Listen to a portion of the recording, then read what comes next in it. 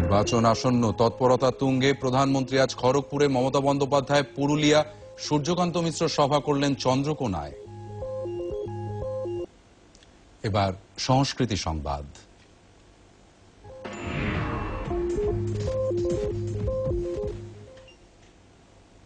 শ্রী চৈতন্য মহাপ্রভুর ৫৩০তম জন্মবার্ষিকী উপলক্ষে গৌড়ীয় মিশনের উদ্যোগে উত্তর কলকাতার বাগবাজারে ভগিনী নিবেদিতা উদ্যানে আজ এক উৎসবের সূচনা করলেন ত্রিপুরার রাজ্যপাল তথাগত রায়। উৎসব চলবে ৩১শে মার্চ পর্যন্ত। এতে সহযোগিতা করেছে অন্যান্য গৌড়ীয় সম্প্রদায়, ইসকন, মহানাম সেবক সংঘ এবং people's forum for Sri Chaitanya Mahaprabhu. এ উপলক্ষে কৃষি বিকাশ শিল্প কেন্দ্র, স্বচ্ছ ভারত মিশন, কিষাণ সহায়তা কেন্দ্র এবং উইমেন আন্ত্রপ্রেনারশিপ বিষয়ে সর্বত সর্বচেতনতা গড়ে তুলতে কর্মসূচি নিয়েছে।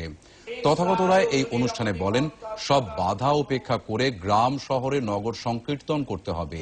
তিনি আরো বলেন, ভারতীয় সনাতন ধর্মকে ধ্বংসের হাত থেকে বাঁচাতে শ্রী চৈতন্যের ভূমিকা ছিল উল্লেখযোগ্য।